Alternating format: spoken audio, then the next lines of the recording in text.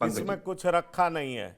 अब नवल कांत जी, ये कितनी बड़ी बात है कि सोनिया के फोन को मायावती रिसीव नहीं कर रही, कॉल बैक नहीं कर रही। क्या ये यही अपने आप में इंडिकेशन नहीं है कि मायावती बिल्कुल कांग्रेस के तरफ जाना नहीं चाह रही? कांग्रेस की स्थिति होपिंग अगेंस्ट होप वाली है। कांग्रेस क्यों उम्मीद लगाए बैठी है? अगर ऐसा कुछ भी होता तो मायावती अभी तक इंडिकेशन दे चुकी होती। 2019 में उनको अखिलेश यादव के साथ आना था तो वो आई थी, और चुनाव खत्म होते ही अलग हो जाना था तो उन्होंने साफ साफ अनाउंस कर दिया और आरोप भी लगा दिया कि सपा का वोट ट्रांसफर नहीं हुआ। सवाल यह है कि कांग्रेस उम्मीद पाले हुए है, लेकिन मायावती कांग्रेस के साथ जाना नहीं चाहती। और जाए भी क्यों? इंडिया अलायंस की कई बैठक हुई, मायावती को उसमें तो इनवाइट नहीं किया गया था। और एक बार जब अखिलेश यादव ने खुलकर के पूछा कि क्या आपकी मायावती से पर्दे के पीछे बात चल रही है क्या, तो कांग्रेस साफ साफ भाग गई। अगर कांग्रेस स्टैंड नहीं ले सकती तो ऐसे पार्टी के साथ मायावती क्यों जाए? सवाल ये भी है। देखिए, ये इसको आप पहले शुरुआत से ले। शुरुआत में जब गठबंधन बनने की स्थिति हो रही थी तो कांग्रेस सपा से भी बात कर रही थी और बसपा से भी बात कर रही थी। समाजवादी पार्टी का रुख पहले से स्पष्ट हो गया था कि समाजवादी पार्टी नहीं चाहती थी कि मायावती गठबंधन में शामिल हो। और मायावती जिस स्वभाव की तरीके की महिला है, उसी दिन उन्होंने फर्स्ट डे डिसीजन ले लिया था कि समाजवादी पार्टी जहां रहेगी वहां गठबंधन नहीं होगा। और अब देखिए ना, अब एक मैसेज जो फ्लोट हुआ, जैसा कासिम भाई बात कर रहे थे कि सोनिया गांधी ने फोन किया और मायावती ने रिसीव तक नहीं किया, पलट के फोन नहीं किया। पूछू किसकी हो रही है, फजीयत किसकी हो रही है? मायावती की हो रही है। मायावती का अंदाज है, आप सबको याद होगा कि जब मायावती की सरकार हुआ करती थी और रीता बहुगुणा जोशी कांग्रेस की प्रदेश अध्यक्ष होकर के तमाम बात करती थी, तमाम आरोप लगाती थी, मायावती कभी जवाब देती थी। वो तब जवाब देती थी जब सोनिया गांधी कुछ बोलते, राहुल गांधी कुछ बोलते, तो वो यूपी के किसी नेताओं को अपने कद का मानती ही नहीं है। और समाजवादी पार्टी के तो जब गठबंधन हुआ था तो चाहे वो अखिलेश यादव हो चाहे वो डिम्पल हो, तो उनको बुआ जी की तरह टीठी किया था। तो उसी लहजे में रहती है, उस तरीके में रहती है और उसी खसक के संग रहती है। और खसक का सबसे महत्वपूर्ण एग्जाम्पल ये है कि देखिए, जिस तरह की पॉलिटिक्स करती है ना, उस पॉलिटिक्स को समझ इसकी गहराई में जाएंगे तो मैं आपको दो एग्जाम्पल दूंगा। एक महात्मा गांधी का। महात्मा गांधी बैरिस्टर से सूट बूट पहन के रहने वाले व्यक्ति थे। उन्होंने देश की जनता से कनेक्ट करने के लिए अपने ऊपर के कपड़े उतार दिए, नीचे जो है धोती पहनने लगे, तो उन्होंने कनेक्ट किया जनता से।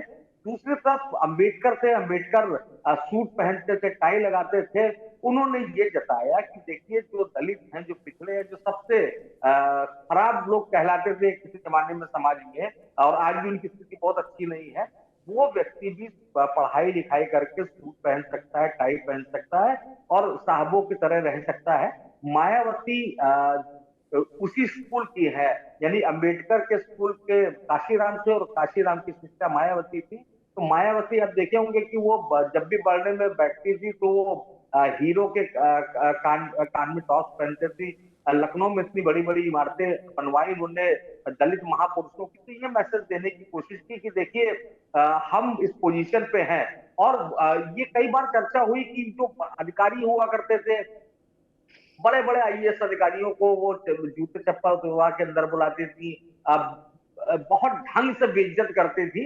और वो ये माना जाता था हमारे जो दलित पॉलिटिक्स से जुड़े हुए लोग हैं या जो दलित नेता हैं या कैडर से जुड़े लोग, जब भी उससे बात हुई तो कहीं देखिए, वो आपको लगता होगा कि ये गलत कर रही है, लेकिन हमारा जो वोटर है उसको लगता है कि नहीं, मायावती ही है जो हमको सम्मान दिलवा सकती है। लेकिन अनुपम जी की एक बात से मैं आप लोग को इत्तेफाक करना चाहूंगा, जो समाजवादी पार्टी से कैंडिडेट उतारी, उनके दो सबसे बड़े कैंडिडेट का जिक्र करूंगा और दो सबसे बड़ी सीटों का जिक्र करूंगा। बदायूं में अगर किसी भी बच्चे से पूछ लिया जाए कि सबसे अच्छा कैंडिडेट कौन हो सकता है, तो लोग कहेंगे कि धर्मेंद्र यादव। धर्मेंद्र यादव को वहां से टिकट नहीं दिया गया। वहां से टिकट दिया गया शिवपाल सिंह यादव को। शिवपाल यादव वहां से लड़ना नहीं चाहते थे। वो आजमगढ़ से लड़ना चाहते थे, लेकिन आजमगढ़ से दे दिया गया धर्मेंद्र को। तो जो प्रत्याशियों की घोषणा है या जो सीटों का वितरण है, मुझको लगता है कि समाजवादी पार्टी उसमें दुरुस्त नहीं है। और जो गठबंधन की बात हो रही है वो केवल मायावती की हैसियत बढ़ाने की बात हो रही है कि मायावती जो है उनसे उम्मीद बची हुई है कांग्रेस की। तो जाहिर सी बात है कि लग रहा है कि मायावती एक बड़ा फैक्टर है और मायावती ये चाहती है, उनके लिहाज से बातचीत हो रही है। सीटों का उनको खुद भी अंदाजा है कि वो यूपी में कितनी सीट निकालने जाए। यूपी में कितनी सीटें निकाल ली जाएंगी, लेकिन मैं थोड़ा सा डिफर करूंगा, क्योंकि अगर कुशल राजनीतिक के तौर पर देखा जाए तो कांसीराम ज्यादा सफल राजनीतिज्ञ थे। वो लोगों से बेहतर तरीके से कनेक्ट करते थे। अंबेडकर बहुत बड़े प्रणेता थे, बहुत बड़े नेता थे। उन्होंने दलित समाज को जगाया जरूर, उनमें आत्मसम्मान की भावना दी, पढ़ने के लिए उन्हें सिखाया, शिक्षित होने की भावना जगाई, उन्हें एकजुट रहने की बात कही और अनटचेबिलिटी के खिलाफ लड़े। हम उनको स्टेट्समैन कह सकते हैं, बहुत तरह की चीज कह सकते हैं, लेकिन एक राजनेता के तौर पर दलित पॉलिटिक्स को जिस तरीके से कांसीराम ने आगे बढ़ाया और उसको मजबूत किया, उसका कोई दूसरा उदाहरण हिंदुस्तान की राजनीति में दिखाई नहीं पड़ता है। अगर अनुपम जी मैं सही हूं तो आप बताएंगे, और आप और कोई व्यू रखते हैं तो प्लीज कहिए। नहीं पंकज भाई, इसमें अलग व्यू क्या हो सकता है। मैंने तो इस पे वीडियो किया है, मैंने इस पे कई बार किया है कि डॉक्टर अंबेडकर ने दलितों को शिक्षा और संगठन इन दोनों के लिए प्रेरित किया। और स्वाभिमान की जो बात आप कह रहे थे, स्वाभिमान तो उनको सही पूछे तो काशीराम ने दिया। और मैं तो इसको हमेशा कहता हूँ कि उन्होंने पहली बार, और देखिए स्वाभिमान ऐसे कहने से आता भी नहीं था, कि स्वाभिमान कहने से नहीं आता। वो 2-2 महीने के जो मुख्यमंत्री 2-3 बार बने दलित, राजस्थान में, बिहार में, तो उससे स्वाभिमान, आंध्र प्रदेश में, तो उससे तो अभिमान नहीं आता। स्वाभिमान तब आया जब देश के सबसे बड़े सूबे में उन्होंने अपने एक कैडर की एक महिला को मुख्यमंत्री पद पे बैठा दिया। स्वाभिमान तब आया जब वो महिला 4 बार सरकार बना लेती, एक बार बहुमत से बना लेती, तो उससे स्वाभिमान। वो हमेशा कहते थे कि सत्ता से आता है, नौकरियों से नहीं आता, आरक्षण से नहीं आता। सत्ता सत्ता जब तक आपके हाथ में ना, तो सत्ता उन्होंने लेके दिखा दी और अ, अपना कैडर का एक शख्स वहां पे बैठा दिया सत्ता के शीर्ष पर। स्वाभिमान तो जाहिर सी बात है, मेरा हमेशा मानना रहा है कि काशीराम का जो योगदान है उसका कोई पैरल नहीं है, उसका कोई सानी नहीं। बहरहाल 2-3 चीजें मुझे लगता है कि पिछले 3-4 चुनावों में, खास तौर से 2014 के बाद, 2-3 चीजें जो एक जमीन पे एक केमिस्ट्री नजर आई है पंकज भाई, अगर हम उसका ख्याल रखें तो सारे टिकट उसी के आधार पे आप देख सकते हैं। जैसे एक तो हम लोग को समझ में आया कि साहब दलित वोट और यादव वोट का मेल नहीं हो रहा है, या दलित वोट अखिलेश, मतलब खास तौर से समाजवादी पार्टी से कहीं ना कहीं भयभीत हो रहा है। आप देखें कि जो उत्तर प्रदेश 2022 में, जिसे मैं कहता हूँ आ रहे अखिलेश नारा नहीं धमकी हो गया, तो दलित वोट उनकी फर्स्ट चॉइस आज भी बसपा है।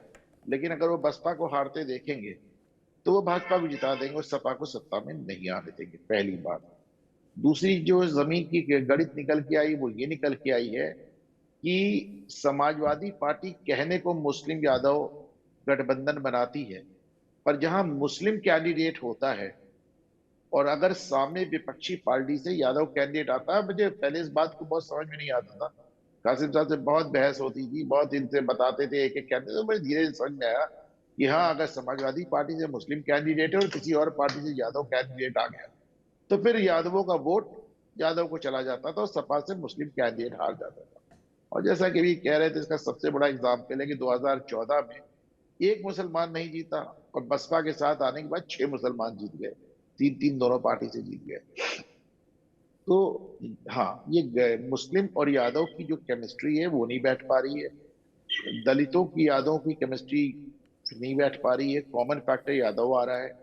और फाइनली एक जिसे कहना चाहिए कि जो बात लगातार चल रही है कि साहब दो दो चीजें इनके आड़े आ रही हैं अखिलेश यादव की। पहली तो ये कि 14, 17, 19, 22 और निकाय के बाद मुसलमानों का भरोसा अगर एकदम खत्म नहीं हुआ है तो बहुत हद तक कमजोर हो गया है सपा से। और दूसरे ये कि जो बार बार बात होती है कि साहब तमाम सीटें ऐसी हैं, अगर आपके पास दो ही वोट बचे, राजभर नहीं बचे, जयंत चौधरी नहीं बचे, ओबीसीज आपके पास नहीं बचे, कोई नहीं बचा, तो ऐसे में खाली यादव आपको पश्चिमी उत्तर प्रदेश की तमाम सीटों पे मिलता है। अब इसके लिहाज से जब आप सीटों का आकलन करना शुरू करेंगे तो आप उनको डमी कैंडिडेट कह लें या कुछ कह लें, हकीकत यह है कि पश्चिमी उत्तर प्रदेश की ज्यादातर सीटों पे किसी भी गठबंधन के अभाव में बिना जयंत चौधरी को, बिना बसपा के, समाजवादी पार्टी के पास लड़ाने के लिए कैंडिडेट एकदम बड़ी स्पष्ट और तीखी हकीकत है। फिर से समझ लीजिए कि पश्चिमी उत्तर प्रदेश के उन सीटों पर जहां, और मैं समझता हूं कम से कम 27 सीटें ऐसी आती हैं कि जहां पर यादव नहीं है, वहां पे जयंत चौधरी के साथ नहीं रह गए, ओम प्रकाश राजभर साथ नहीं रह गए, बसपा साथ नहीं रह गई। ऐसे में समाजवादी पार्टी को पूरे उत्तर प्रदेश में अगर आप देख लें, पश्चिमी के अलावा भी देख लीजिए, तमाम सीटों पर उनके पास लड़ाने के लिए प्रॉपर कैंडिडेट नहीं। जो सेफ सीट उनको लगती है उससे परिवार लड़ जाता है। परिवार ही नहीं लड़ जाता, उस सेफ को और सेफ बनाने के लिए उन जिलों से लोग राज्यसभा भेज दिए जाते हैं, फिरोजाबाद से उन जिलों से लोग एमएलसी बना दिए जाते हैं। 2-2 एमएलसी बन गए, आपने देखा आजमगढ़ से। और फाइनली वही बात नवल कांत सिन्हा साहब वाली, बल्कि साहब शिवपाल यादव गुड्डू जमाली को सपा में लाने में बहुत इंटरेस्टेड थे, उनका बड़ा योगदान है। शिवपाल यादव का आजमगढ़ में समधियाना है, शिवपाल यादव आजमगढ़ से लड़ना चाहते थे, आप उन्हें भेज दिया बधाई। पहले कई दिन वो गए नहीं, 2 दिन के लिए गए शिवपाल यादव। 2 दिन में आप सोचिए, आप धर्मेंद्र यादव की सीट पे जा रहे हैं, 2 दिन आप वहां दौरा करते रहे, धर्मेंद्र यादव आपके साथ नहीं है, अकेले दौरा करते रहे। न धर्मेंद्र यादव आए, न धर्मेंद्र यादव की टीम आई। 2 दिन के बाद शिवपाल यादव वहां से लौटा। अनुपम, मैं इसमें एक चीज जोड़ दूं, टाइम खत्म हो रहा है। इंटरेस्टिंग ये है कि जब शिवपाल यादव ने गुड्डू जमाली से पहली मीटिंग की सपा में लाने के लिए, तो उन्होंने यही कहा कि ऐसा है कि हम आजमगढ़ लड़ेंगे। तो उन्होंने कहा मेरे पास जो खबर है उससे आप आजमगढ़ नहीं लड़ते। गुड्डू जमाली ने यह खबर दी।